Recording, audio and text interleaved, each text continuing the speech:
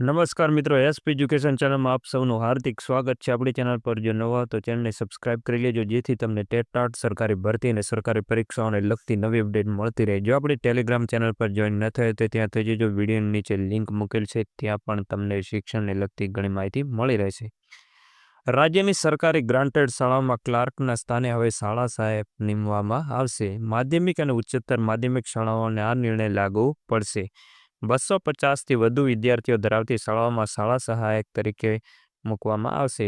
પહેલા ક્લાર્કની ભરતી કરવામાં આવતી, હવે શાળા સહાયકની ભરતી કરવામાં આવશે। રાજ્યની સરકારી અને ગ્રાન્ટેડ માધ્યમિક અને ઉચ્ચતર માધ્યમિક શાળાઓમાં 17 વર્ષ પછી ક્લાર્કની ભરતી કરાશે તેવી ગતિવિધિ હાથ ધરાઈ હતી। શાળાઓમાં ક્લાર્કની ભરતી આવશે તેવી રાહ જોઈને બેઠેલા બેરોજગાર ઉમેદવારો માટે નિરાશા સાંપડે તેવી માહિતી બહાર પાડવામાં આવેલી છે। હવે શાળાઓમાં કાયમી ક્લાર્કની ભરતી કરવાને બદલે ક્લાર્કની જગ્યાએ શાળા સહાયકો નિમવાનું સરકારે નક્કી કર્યું છે। આ શાળા સહાયકો 250 કે તેથી વધુ વિદ્યાર્થીઓ ધરાવતી શાળાઓમાં નિમવામાં આવશે। શિક્ષણ વિભાગ એજન્સી મારફત કોન્ટ્રાક્ટ પદ્ધતિથી ક્લાર્કને શાળા સહાયકનું નામ આપીને ભરતી કરશે। આ ભરતીમાં 250થી વિદ્યાર્થી દીઠ એક શાળા સહાયક આપશે। જે શાળાઓમાં 250 કે તેનાથી ઓછી સંખ્યા છે તેવી શાળાઓમાં શાળા સહાયક અપાશે નહીં।